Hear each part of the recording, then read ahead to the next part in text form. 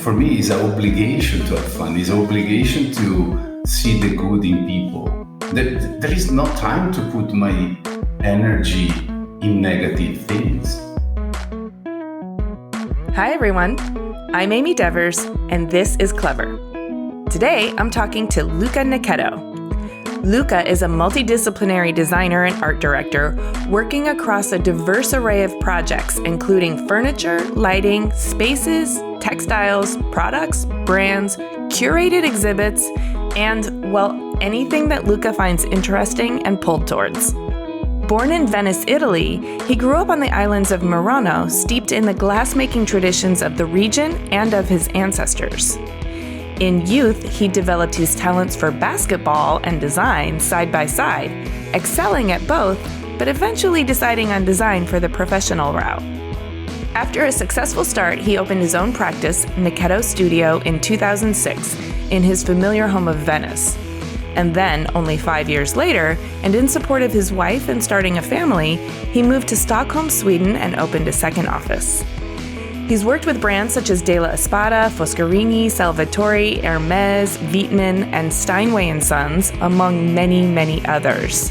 His studio also puts out a podcast called Opinionated, and he's recently released a monograph published by Phaidon titled Nichetto Studio, Projects, Collaborations, and Conversations in Design. While his talents are undeniable, it's his generosity of spirit that gives his work its soul. And it's his gift for creating meaningful connections and his relentless and unapologetic quest for fun that makes him such a force of magic. Hear for yourself. Here's Luca.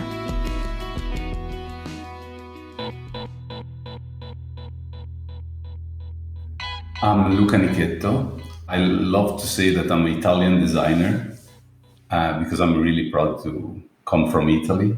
I have two offices, one in Stockholm, where I am right now, and another one in Venice. I'm a designer and I'm designing things because I love that, and it's my way to think, to build up communities. And I love communities.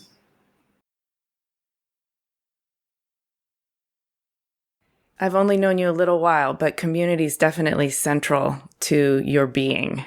Before we get to the center of your being, let's go back to the beginning of your being.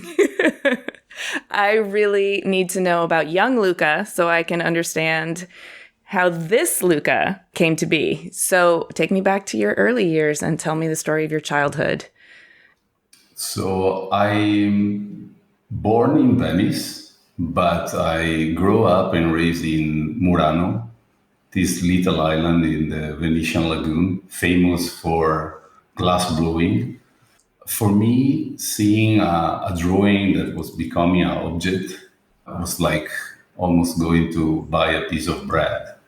My grandfather was a glass blower, my mother decorating glass. 99.99% of my friends and relatives was involved with the glass industry. People say that I was skilled in drawings, and I was super fascinating of Tutankhamun. I was reading book about Tutankhamun all day. I was so attracted from the beautiness of the Tutankhamun mask and drawing and redrawing that. So in the end, when it was the moment to pick a high school, I was kind of good to convince my parents to let me study in Institute of Art in Venice.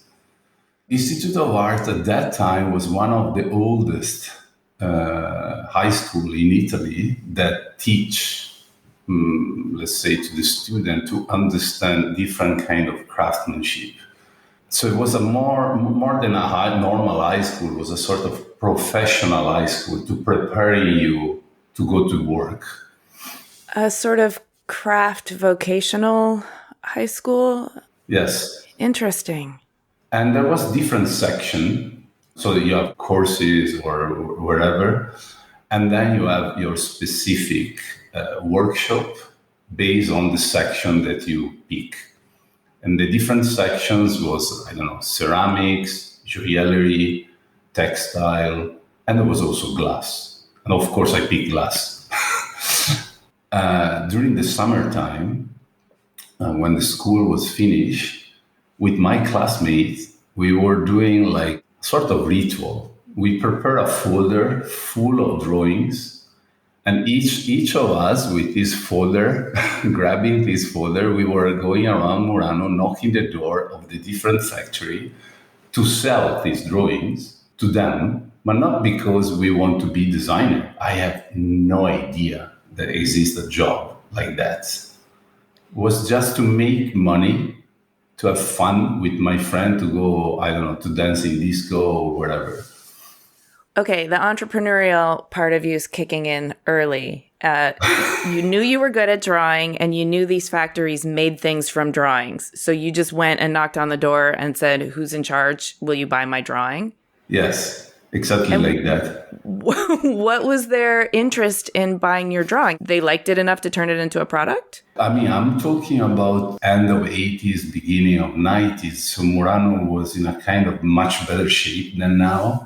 They need somehow this kind of creativity, and more thing they have, more they can be exclusive somehow.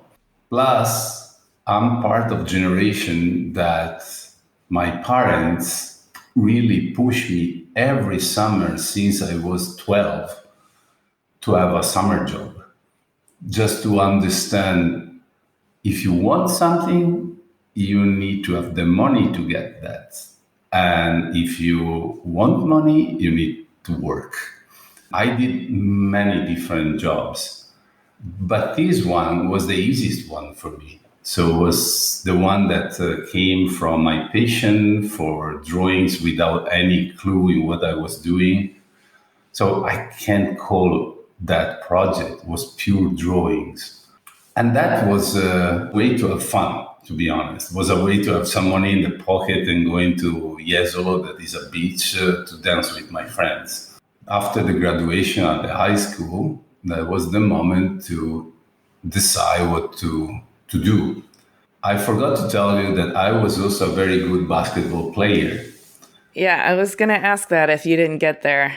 Because I want to know the trajectory on when you earnestly began developing your talent for basketball and really investing in the culture of team sports, and the orchestration that goes on the court, I think, is really interesting. So at what point did this start seeping into your consciousness and really influencing your thoughts and your physicality? I was always one of the tallest one when I was a kid. And my mother, she don't like soccer, only because otherwise she need to wash too much my uniform and stuff. So she rather, but this is the truth, she rather prefer that I play basket that was a little bit more clean in that sense. I start to train myself on basket, and later on I discovered that I was also quite good.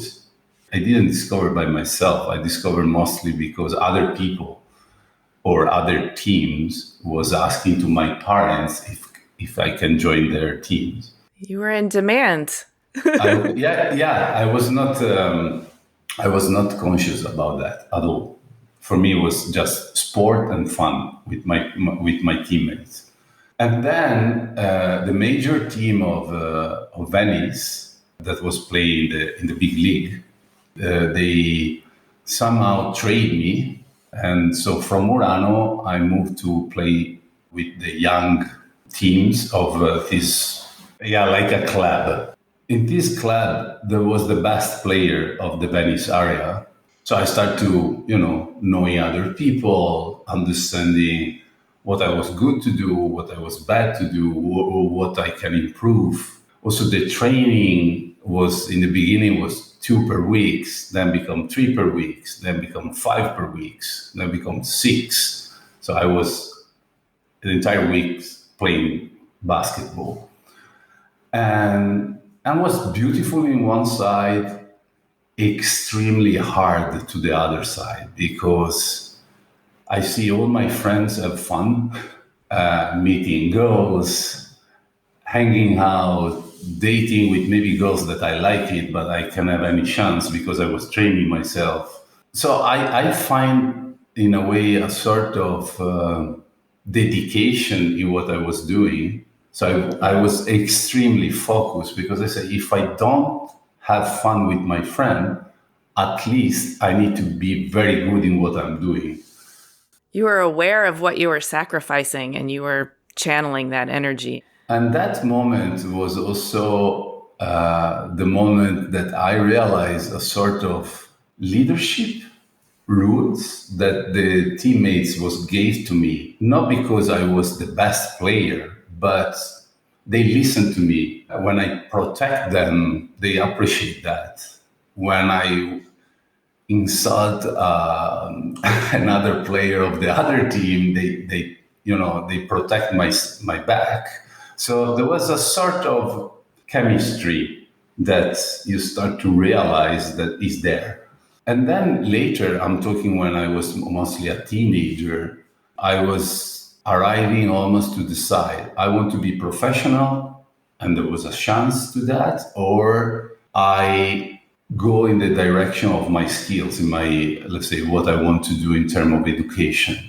Because I knew at that time that to do the two things together was impossible for me because they required so much dedication. exactly. And also for this mindset that I developed to be very focused in one thing that I want to do. And I don't like to lose. Then I understand, seeing also with my teammates, I realized that I was good, but not enough good to be one of not only professional player, but one of the best professional player. So I say, if I can't be like that, let's try to be to the other side. And that was the moment that I start to check what kind of university, where to go to study. I don't want to study architecture because for me it was super boring, and I visualize architecture not for the beautiness that you can do through architectural project, but mostly was not the output because I see only geometrical line and people drawing, like in a CAD, a plan and that was not really me. Yeah, it's very abstract for a very long time. Few architects actually get to realize glorious buildings. Yeah, and then there was the art academy, but then I don't want to be an artist. I don't see myself as a painter or as a sculptor.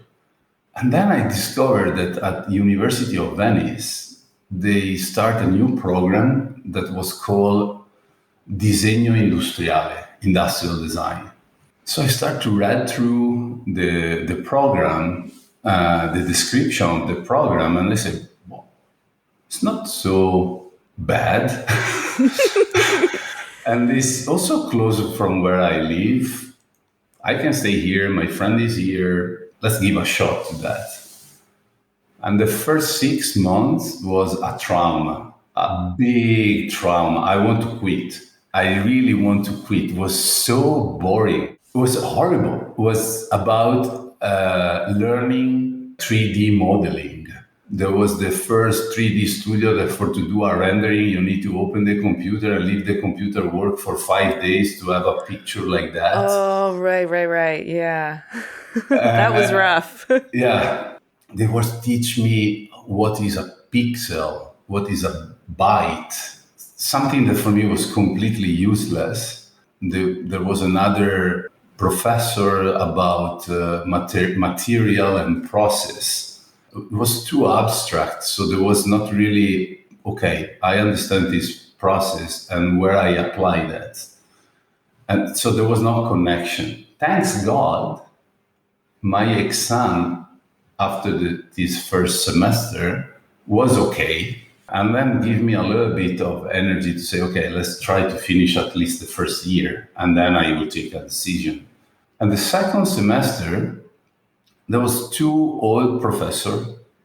Both of them was retired, but they teach for passion. And one was Antonio D'Avanzo. He was the former assistant of Carlo Scarpa in Venice. And the second one was Vittorio Rossi, that was the former assistant of Franco Albini in Venice.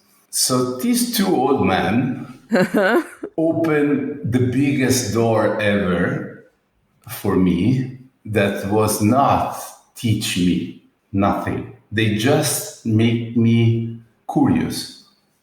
And that was the trigger that really pushed me to be focused in industrial design, to be curious.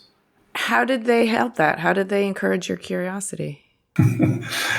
Antonio Davanzo was teaching me interior architecture. I was sketching all the time for to do this project. I was sketching the bricks and everything. And I remember that he was passing through the different, let's say, desk where we were drawing. And when he came to my desk, he stopped. He take a pencil that was on my desk, and he hurt me so bad with this pencil in my head. And I look at him and I say, He just whapped you with the pencil, like upside your head? Yeah. Okay. And I look at him and say, sorry, what is the reason? And he look at me and say, it's pretty clear that you are talented, but you are not checking, you are not reading books, you are not checking how a section of a metal profile is done. You need to read this book. You need to go to visit this metal supplier that was the supplier of the Olivetti store of Carlo Scarpa in Venice. So he started to give me all a bunch of tips, and I said, "Oh, thank you, professor. Part of my head, but the rest is fine now." This kind of attention, also kind of a rude one, but when someone is rude with you, sometimes because he really care of you. And so give me really, so I went to the metal supplier, was an old man called Zanon that showed me all the profile, how he was welding, etc., etc. I love that you remember his name. Yeah, I learned so much from these people, much more than what I learned at university, to be honest. And so this was the first situation that really pushed me to be curious. Vittorio Rossi was more theoretical in a way, more human-centered. So everything was very humanistic. It was not in doing things, but was more thinking about who we are as a human being. Why we do things, what we need, how we meet those needs. Yeah. And that was also another trigger because I never asked that question to myself before. So that's oh, wow, that is cool. It's fun that two old men that is around 80s are the most younger one inside this university. And so then I decide to continue, and I decide to continue also my ritual of knocking the door of the different factory in Murano until was the year before my graduation. I have an old friend of mine that was working for Salviati. That was one of the most prestigious brands in Murano at that time. And Salviati was collaborating with artists like Anish Kapoor, there was Thomas Ederwick, there was Ross Lovegrove, there was Ingo Maurer, Alessandro Mendini, Tom Dixon. So a lot of people that I was studying in a way or observing what they were doing in the magazine, etc., they was working for Salviati. I went to Salviati thanks to the introduction of my old friend Dario, and introduced me to the art director of the company. It was Simon Moore. Simon was from England, and he was a professor at Royal College of Art. I present to Simon my famous folder full of drawings, and Simon told me, "Oh, wow, I like it. I will buy everything." And I say, "Wow, my summer will be amazing." Yeah. And then I said, "I don't need to go, with other tour. It's done. Perfect." But then he told me a sentence that changed my life. Because he told me, it's pretty clear that you are talented, but it's also clear that you don't understand nothing of what a company needs. But I want to show you respect for your talent, but I want to ask you, only if you want, because I know that you are from Murano, if you have time, you can pass here in the factory once per week or twice per week, and I will explain you what we need. Whoa, that's an incredible opportunity. Yeah, so my first reaction was, who is this crazy guy that spend money and then you want to also teach me how to do things? I say, okay, that is cool. Let's try. So I start to every week visiting the factory, and I met all these guys that I mentioned before. First one was Ross Lovegrove. Then I met Ingo Maurer, Tom Dixon, Anish Kapoor. And it was amazing because it was amazing. There was like hero for me, physically there. All of them was so nice with me, all of them. I was asking immediately advice. I remember to Ross, I was asking, Ross, listen, but if I want to work for Issey Miyake, what I need to do? And he was looking at me and said, are you crazy? Maybe you can start with another company or, but all of them was so nice. And what for me was incredible was also to have the chance as a young student designer, wherever I was, to observe the different personalities and the different output and how they present themselves when they present ideas. So there was people presenting sketches, people presenting beautiful rendering, other technical drawings, other just talking, other just sketching on the floor. So it was interesting for me to see this incredible, variety of output. So I continued this, I call it my PhD. 6 months before to finish my study at college, finally I had the chance to receive the first brief from Simon, where he was asking me to use an ancient technique that was creating bubble inside the glass and to design a new collection of bases. So I designed this guy, this girl. Listeners can't see that, Luca. I know. You'll have to get the book. I designed this collection of vases called Mille Bolle, that means 1,000 bubble, like a song, Italian song. And this collection became quickly the bestseller of the company. That was the moment where, for the first time, I hear about royalties and contract. And Simon was telling me, if you want that we pay you for these products, you need to sign a contract and you need to be able to invoice us. I said, and how I can do that? I have no idea. And so I start to inform myself about that. So I opened my freelance position only for that reason.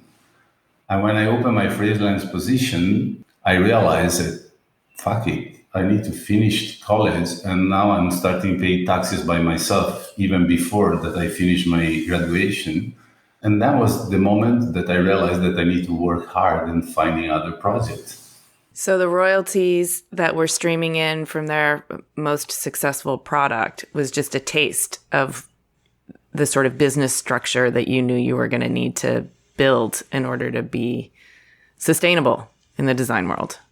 Yeah, I have no idea about any kind of business. I was totally naive. I really like this motto of learning by doing, even more in what we are doing. I think is a perfect motto. And this is how I built my career. I did a lot of mistakes. a lot. Ooh, I love a good mistake story. Tell me a mistake.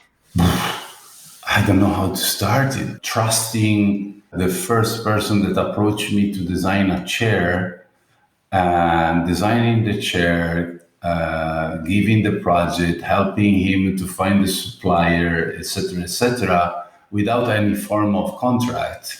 Oh, yeah. That's a tough one, but got to learn that. And then the chair is gone, including also my names and my copyright, everything. Then other mistakes, starting a collective studio with other designers without to really know each other properly, and figuring out that we were so different that in the end we were almost close to destroy our friendship for this job. Wow. Okay. Yeah, those are rough lessons to learn, but like really important ones as well. Yeah, absolutely. And I don't regret that this happened, because after that I was much more objective in what to pick, and what to say. Maybe not, it's not the right moment, or let's sign a contract before to start everything else. But there were also successes that sort of propelled you up to the point of starting your own studio. So where did you get your traction from? And how did you keep growing your passion for the field, even while, it's not easy and you're making these mistakes that are setbacks, but good ones? I think I have a disease that I'm not able to stay for a long time in my comfort zone. You have an itchy soul. That's what I call that. Yeah. I was always attracted for things that I never experienced, and in every level. This really pushed me to explore different opportunities, different typologies. I remember when I had the opportunity, I was working with Cassina, that is, it's a dream for a lot of designers, and especially for Italians. Yeah. And I was pretty young. But at the same year that I started to work with them, there was a Chinese startup that approached me. It was 2012. That was a young, let's say, distributor in China that asked me to design their building, their showroom. And I say, guys, but you know that I'm not an architect. Say, yes, but you can do it. And so I jumped and we did. And I was traveling in Beijing once every 2 weeks. Mm-hmm. And after 3 months, there was a building designed by us. I don't think it's a great building, but I did a building. Yeah. Good thing you didn't go to architecture school. It would have taken you so much longer to get something built. So, I don't know. I think there is, at the end, a lot of gut feeling, right? So you need to trust your instinct, and sometimes it's good, sometimes it's bad, but at least you trust yourself. And then it's so fun, because this push you in direction that is not just collecting names in a portfolio or cool collaboration or whatever, but it's really like having the opportunity to work for big brand or very interesting brand, or with brand that nobody knows, or doing fashion, doing architecture, working in Botswana. So I don't judge what I'm doing through a single product. I like to see the whole package. The aerial view, the macro. This is my project. It's not the single one, but it's the entire thing. So this is my universe, let's say. I think a lot of people take a lot longer to get to that point, to recognize that they are actually the architects of their own lives, creating this universe of interesting projects, of people you like to work with, of adventurous, deals and design challenges to get involved in. does require a kind of improvisational, instinctual speed of decision making, of understanding. Do you think any of that came from basketball?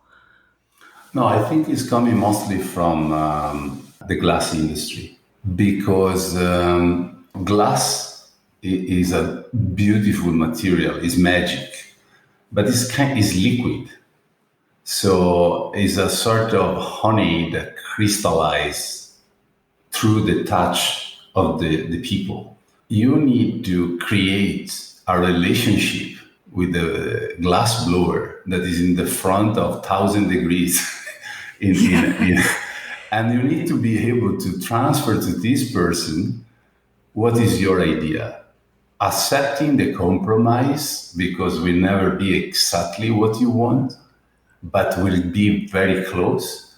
And even more, you need to have a process of decision making so quick because in 1 second, if you don't say stop, the shape is different.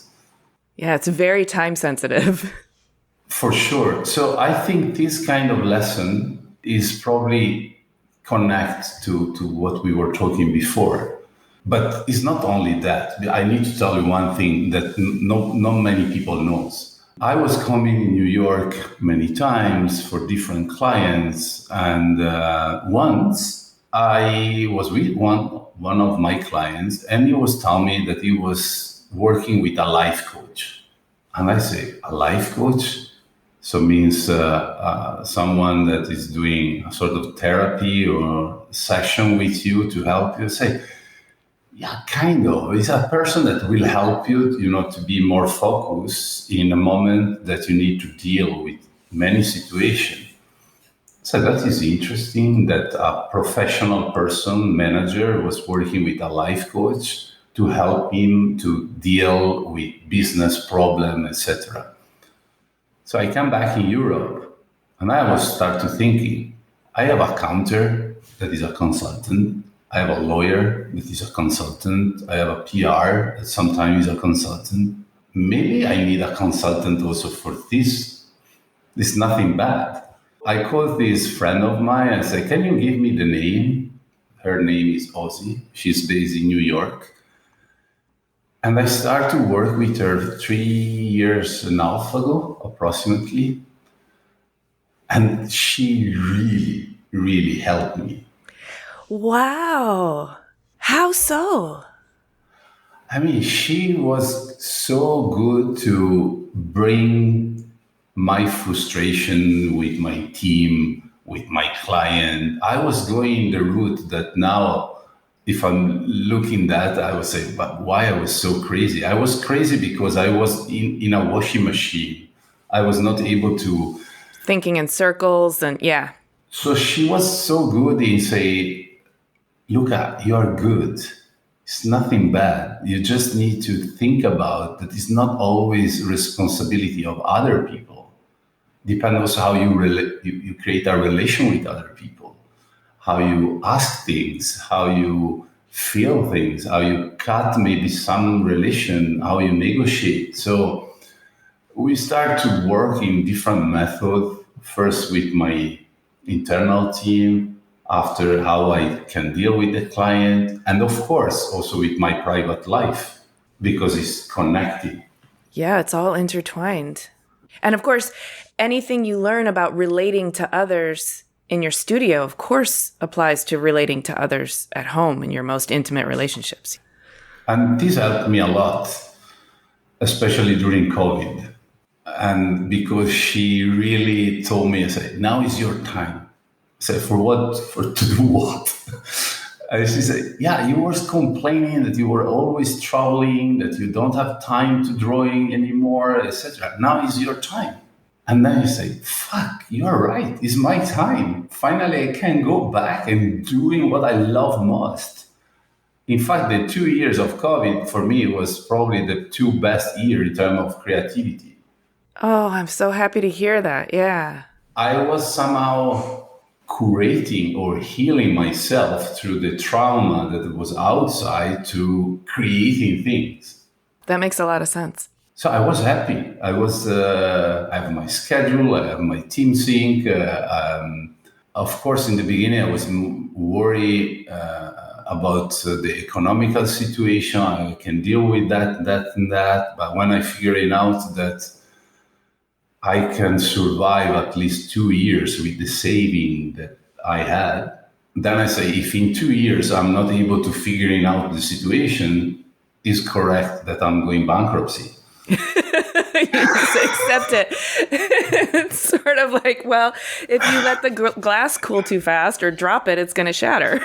Yeah, Ozzy was my star in a way. And so a lot of good things that we were able to do recently is for sure thanks also to her. I'm really happy that you told this story because I think there is a misconception out there about how we need to do things ourselves. I mean, we're starting, I think, to understand mental health a little bit better and give that more space in the public dialogue.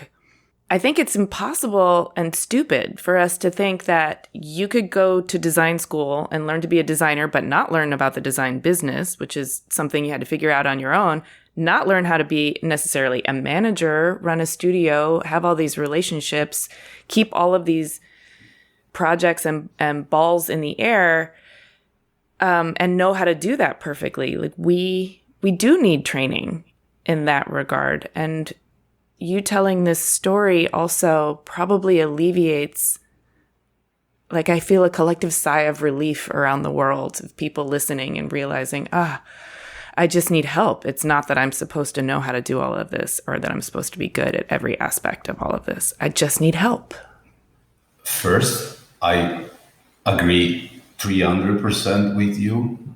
Second, I think the design world for a long time, since probably Stark appear, celebrate the designer as the face of the object, as the human that create that object, especially in the 90s, generation older than me, become a sort of superstar. A little bit what happened in the fashion with the supermodel. The truth is that push, in my opinion, each of us to be very isolated, to think only about our little, let's say, kingdom, drive by how many publications we have, how much successful you are, successful that I don't understand, by the way, from who is coming saying if you are successful or not, without to consider that you can be that kind of person in a community that appreciates what you are doing. And this community is the one that supports you or not. And right now, I think is the moment to support each other because that era is gone. Hallelujah. Amen. Preach. I think that without a kind of collective discourse that is centered in, of course, celebrating each other, but also holding each other accountable. Not only do we strengthen our community and our connective tissues, but we also elevate the field and the craft and its power to actually be a healing agent in society as opposed to an extractive agent. It can be generative and healing if we place a lot of the power in this equitable exchange of intellect, emotion, creative labor, and discourse. I agree with you. I think it's absolutely what we need to do. But there's still a bit too much hypocrisy. Well, that's part of the holding each other accountable, right? Yeah. We need action. We need to be accessible to people. And what I'm saying that is there is no problem for me to invite friends of mine to work with my client, also if I'm not the art director. And we are different. We are different people. We are doing different things. And I rather prefer that I have a friend working with the same client than to have an enemy, for example. We need to talk much more open about many things. How that client treats you, how much they pay you, just to balance the thing. If you keep these secrets, then there is no negotiation that will allow us, especially the young generation, to step up to really being able to live with this profession. Agreed. If we sort of protect that information, which is culturally we've been sort of programmed to do, we also keep ourselves in a position of less power than if we share that information, if we help to actively engage in the distribution of resources, including that kind of information. And as you are so generous, your clients, actually connecting your clients to other designers that you have already vetted for their integrity and their talent and, their ability to deliver. But then it's a karma in a way, because when you are doing that, at the end of the day, in 1 year, in 3 years, in 5 years, this is coming back to you. Maybe not with a new client, but maybe with something else. And think about also, if we are thinking more into the business side, now we are small studio, because most of the designers are, let's say, small studios. I have a studio in Stockholm and one in Venice. We are 8, 9 people. Most of my client, of course, is around Europe, and then, of course, I have a client in the States, in Asia, etc. But if I'm partnering with other studio in Asia or other studio in the States, it will be also more sustainable, because I don't need to travel. Oh, yeah. Yeah, good point. But not only for the sustainability point of view, but it can be very interesting, Sana, Sejima, it is an association of different studios of architecture that when they need to do bigger projects, they work together. When they need to do smaller projects, they work separately. See, think about this in a bigger scale in terms of design studios, friends, people that sharing things. You can have an impact in the world. Yes, you can have much bigger impact. 100%. I don't know if this will never happen, but I like to think that I'm at least to try to create this kind of connection. Then let's see what happens. But I really enjoy connecting people. As I was researching you and looking into the way you work, it seems to me that connecting of dots, of people, of capabilities, of various aspects of the whole project, but mostly the relationships, that connecting is kind of your specialty. I love people. Well, that's good.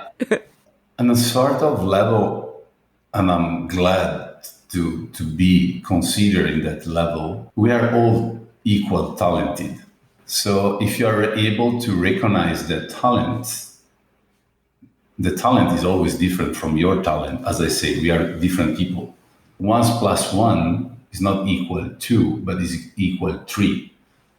So if you work with this idea and you connect it, the result will be always more amazing than what you can do alone. It's the power of compound interest.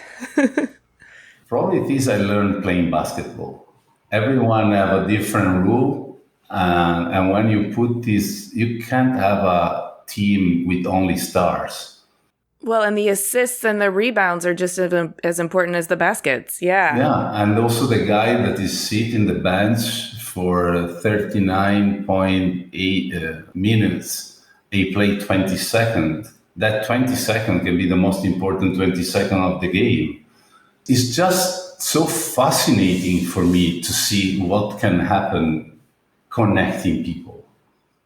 It's like a physical brainstorming, no? Because thinking the thing is taking shape, is creating object, is creating a scenography, is creating an installation.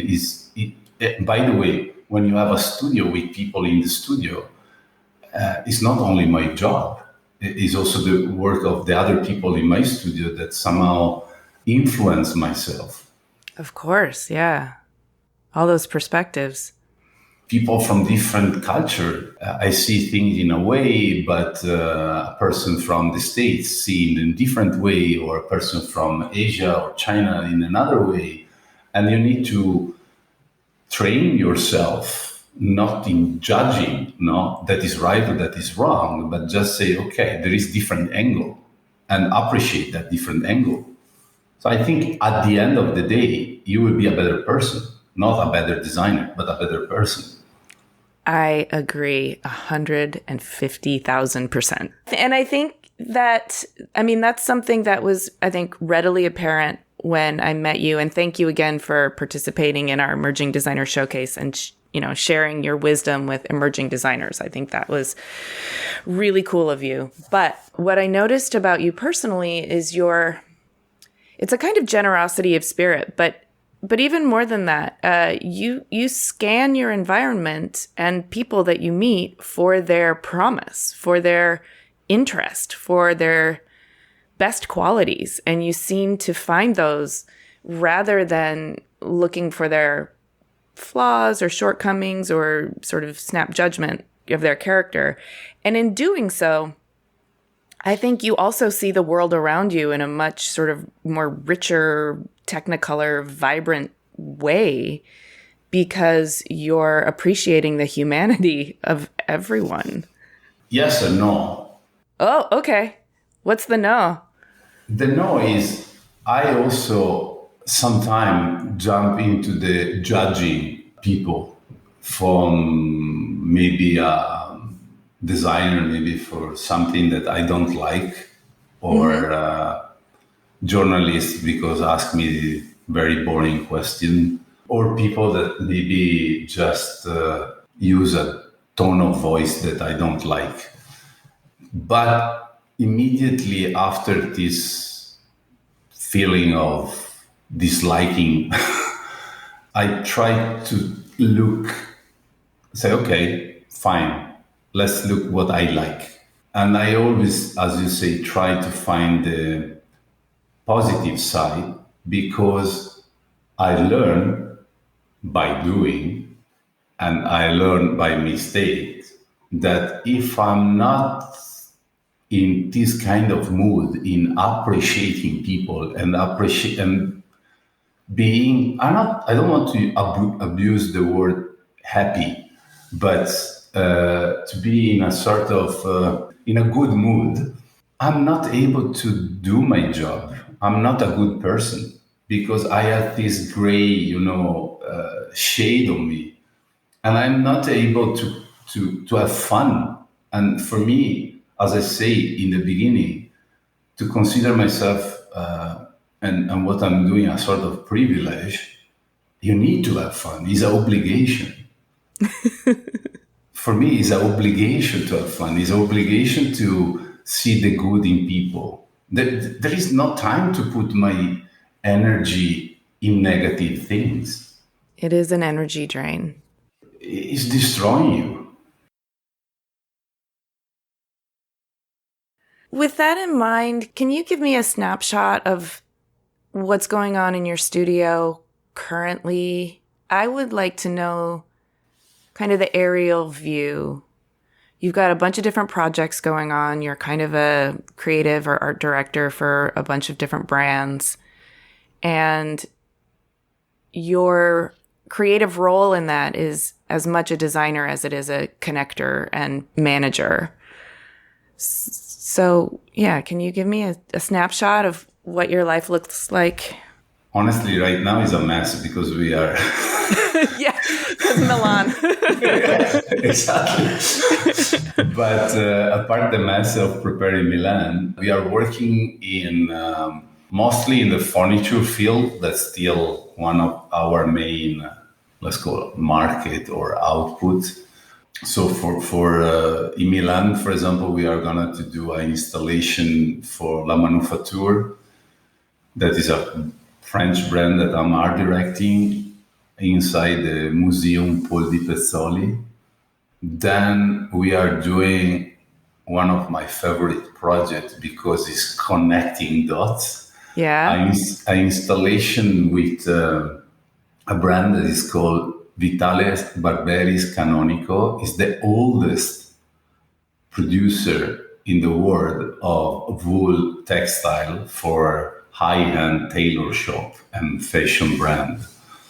We are creating a fantastic world that is sort of gentleman club where there is 9 anthropomorphic lamps that still symbolize hypothetical characters that are going to this gentleman club, like a detective or a teacher or a musician or the businessman. And these lamps are dressed using the textile of the brand with their clothes, their dress to represent the character of that specific.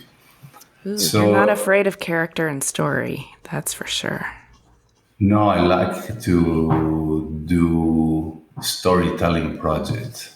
And this case is almost more than the object or the scenography. It was more really to create a story, an experience. And then we have the booth for Wittmann and bunch of product for Wittmann. That is another is about Austrian brand that we are art directing. In New York, we present our first outdoor kitchen. In Italy, we are presenting our first kitchen for Scavolini. And then we have sofas, chair. That is also nice. Another project that is cool is a chess set that is called Flirt. So is assembling different typology of products, like a chair, a table, a chess set, and a lamps. You create a bubble. You create an environment almost, just putting this object together. A world of sorts. Yeah, and we did that for Salvatore. And then we are working in the music industry and... Yes, tell me about the Steinway collaboration. Yeah, that is we are going to launch a piano with a limited edition piano with Steinway and Sons during the fall. And the Steinway collaboration born in a funny way. Because I landed in New York, I take a picture and I post in my Instagram with, let's say it was Good Morning New York or something like that. And then I take a cab to go to Mark Thorpe and Claire Place. And I was bored in the cab with the traffic and checking everything that I can in my phone. And I checked LinkedIn. And I saw a message from Robert Polan, that was the vice president of custom piano of Steinway & Sons, that was asked me for an appointment or a cafe because he saw my post in Instagram. Oh, he'd been following you and saw that you were in New York, and so yeah. And then I say yes straight away. The day after I met him, and I asked about why you text me, how was and he told me that he was scouting for a while some potential designer for Steinway, and my names pop up different times from different person in his radar. And when he started to follow me, the day after, I was in New York. Oh, so it was wow, kismet, yeah. Yeah, so it was pure coincidence. He asked me if I want to try, and there was no commitment. And I say, this is one lifetime project. Of course I would try. And I try, he liked it, and then there was some correction to do. So there was a little bit of up and down in the beginning. He really liked my way also that we were talking of connecting people and suggesting working with this one. So in the end, he asked me also to be a sort of consultant, as a sort of creative director consultant for the custom piano. And so right now, part of the piano, I'm also doing this consultancy, and Rob become also a friend.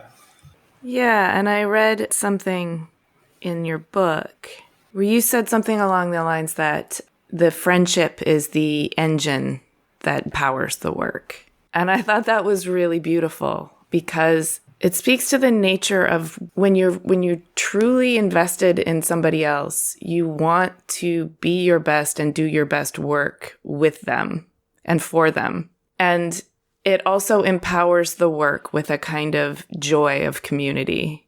I don't know, it just really resonated with me when I read that because it really did feel to me like you're not just a client or designer. You are kind of making this large family around the world. That's beautiful. Oh, thank you. I work with people that I was not able to build a relationship. Yeah. And the result was always a shit.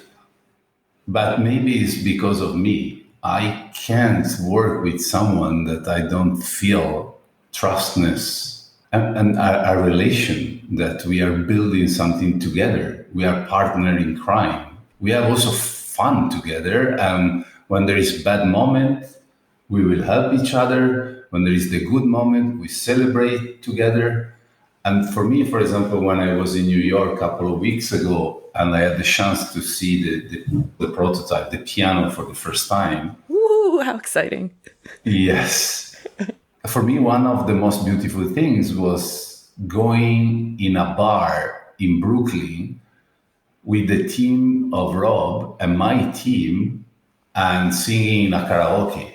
That for me is exactly how also the guys in my studio build a relationship with the guys in Stanway. And that is amazing. It's even more amazing than the piano himself, because the piano is a result of this, not the other way around.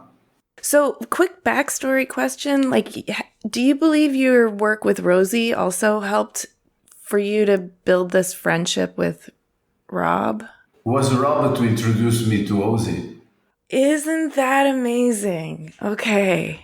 Your friendship is also based on this mutual desire to be the best people you can be. And so, of course, there's going to be some respect there if you can see, the other person working on overcoming, their challenges or shortcomings.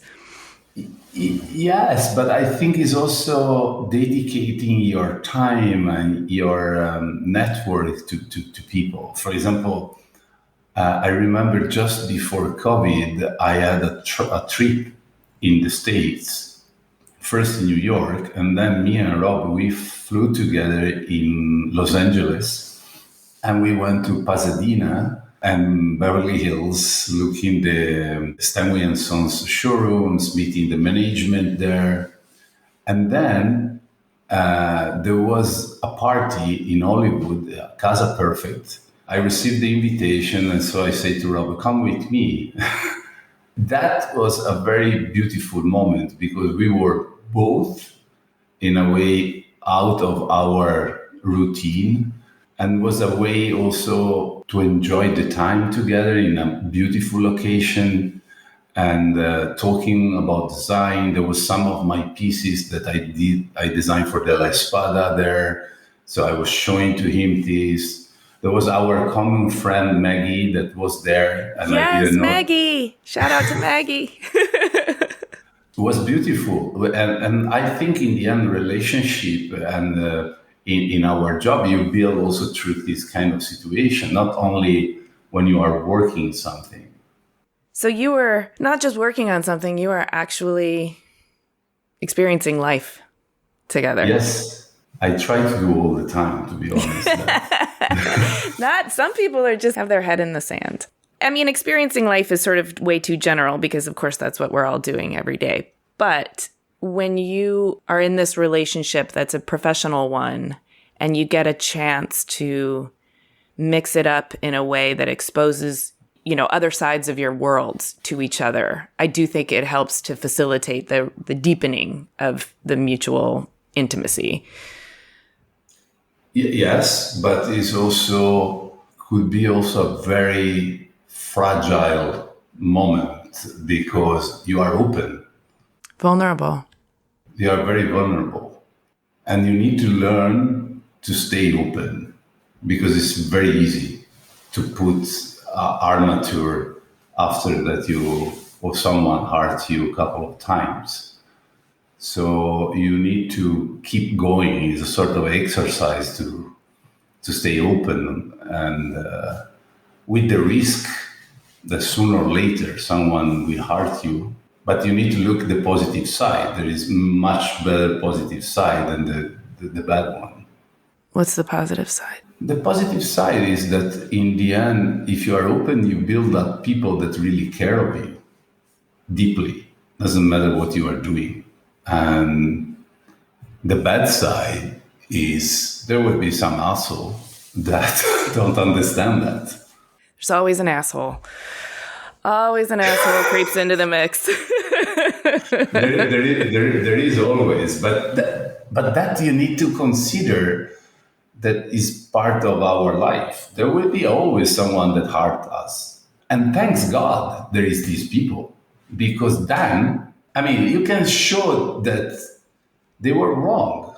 Or maybe they were right, but for you they were wrong. And you move on. So it's also, they can be also a trigger to be a better person.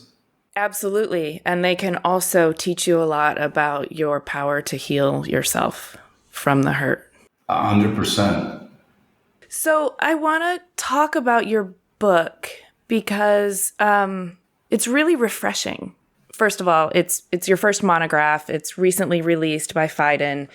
It's called Nichetto Studio, Projects, Collaborations, and Conversations in Design. And I particularly appreciate the conversations part. I know that as designers, we're all accustomed to beautiful object porn and glossy photos, but you kind of took us inside your process and showed us a chronologue of your projects, but also the sketches and some of the contextual information that led to it. But then you also, through the two co-authors, you also included your relationships and those connections and those relationships and how they informed you at that stage in your life. I think it just tells a very honest story of who you are. And that honesty, I think, helps to connect with the work. There are also some really important lessons that are in there that I think is really interesting. A lot of the conversations also kind of give us a window into various aspects of the industry that isn't necessarily always visible, and that's fascinating. But it also helps us see a window into your soul and the things that matter to you and how you've evolved as a person and as a practitioner. And so the book feels like it has a lot of heart. I found myself skipping past the pictures and getting right into the text, which is kind of the opposite for most design books. Yeah. Not that the pictures aren't great, they're glorious, but the text was just wonderfully honest and transparent picture of you. And I think that's incredibly vulnerable and important to be that way in a book like that, so that we can have an actual contextual reference point for what it takes to do what you do. I appreciate that you catch that side because it's really what I want to achieve with this book. It's built as a diary. Is a like when you are a teenager that you are collecting the picture of your heroes or wherever and you put in your diaries, but through my project. And I want to show also the dirty side of design practice, because a lot of time people are talking about us as a brand, I'm not a brand. Nor I'm are a you a person. machine. Yeah, no, sometimes they talk about labor as machines too, and that really sort of irritates me because creative labor is not mechanized. No, and you can be a brand being yourself. And I think it's the easiest way, for me at least. There is other colleagues of mine that are fantastic. They build up a sort of character of themselves that is the public face of them, and then privately they're another person. I don't know how to do that. I will suffer of double personality, I think, in doing it. So I'm not able to do that kind of exercise. So I say, doing this book, I want really to give a sort of contest of the moment when I was operating and the moment that I was doing a sort of product or project and the people that helped me to do that. Because without them, I will never be able to do that. Also, talking about the sort of topics was, I hope that a young designer or someone that is looking at this beautiful world of design, because it's amazing, can be inspired by some adventure of myself and thinking, say, oh shit, you can do this also in a different way. You can have your own path. You don't need to be in that city or that other one. So do your things and be yourself. The book is really born and developed as a project. So I just prepared the ingredient and then I gave the ingredient to Max Fraser and Francesca Picchi, that are friends, and then Henrik Nygren, that is the graphic designer. So we work together, but I don't want to be, the designer that is doing the book by himself. So he's treating the book as a catalog of the macho performance that he had. So I say, guys, this is what I did. Now you need to judge me and picking what for you is good. And I will be totally fine with that because this is what I want. I mean, in many ways, that's a more accurate assessment, is how you're perceived by the outside world than how you see yourself. I mean, Exactly. So otherwise, why I need to do a book where I'm talking with myself? yeah, that sounds so boring. Not you talking to yourself, but like if I had to just create something by talking to myself, I would just really. Yeah. Well, just a couple of hours ago, I was checking the press release that we need to add to our newsletter, and I was bored to read about myself. So I don't know. Maybe it sounds very, how to say, hypocrite what I'm saying, but I'm bored about that. I would love to have someone that came a couple of days in my studio and describe what I did, without that I need to say nothing, because then in the end is what the normal people will understand. Yes, that's very self-aware of you. I mean, you have exciting projects coming out. Your studio feels like it's thriving and healthy. Are you still working with Rosie? Yeah. That part of your life is on track. What would you want more of? What are you hoping for? Where would you point yourself for the future? I think next step would be probably doing something that for a long time I did for the others. And probably I would do more exploring fields that I never explored before. These I will keep going for sure. And then probably I would love one day to do a little brand, a little company, but not with the goal to become another Moy or with, as Marcel did, or another Tom Dix. Not with that goal. I want to do something like a little gem, something very tiny but very special in terms of object without having limitation would be limited, would be gallery pieces, or would be serious pieces, would be fashion, would be eyewear, would be fragrances. I don't care. I want to do something, could be also a new recipe to do a cake. I just love the idea to do something that is a celebration of creativity and run by myself. I like that. Small, special projects that celebrate creativity and become something meaningful that somebody else can work with or hold on to. And then invite all my friends, including you. Oh, I'm in. I'm already thinking about what I'm going to contribute. Yeah. Good. Luca, you are a force of magic. Thank you for sharing your story and your generosity of spirit with me. I really, really appreciate it. Thank you, Amy. It was super nice to talking with you. And I really hope to see you soon. Thanks for listening. To see images of Luca, his teenage basketball team, his work, and learn more about him, read our show post on our website.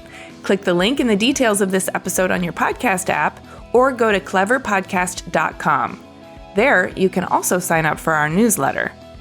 If you haven't already, please subscribe to Clever on Overcast, Stitcher, Spotify, Apple Podcasts, or wherever you get your podcasts. And if you like what we're doing, please consider supporting us by rating our show, writing a review, or chatting us up on social. On Twitter, Instagram, and Facebook, you can find us at Clever Podcast. You can find me at Amy Devers. Clever is hosted and produced by me, Amy Devers, with editing by Rich Straffolino, production assistance from Ilana Nevins and Anushka Stefan, and music by L1011.